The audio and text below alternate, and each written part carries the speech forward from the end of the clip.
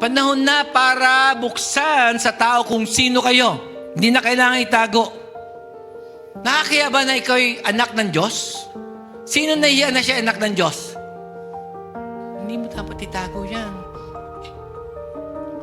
Kasi pag anak ka ng Diyos, lahat ng tao nakatingin sa'yo. Eh, minsan, baka magkamali kami. Okay lang, tao ko pa rin eh. Nagkakasala. Pero meron tayong formula. Pag nagkasala, balik agad sa Diyos. Humingi na tawad. Hindi yung ilalagay kasalanan, tapos yung kasalanan mo, pamamagain.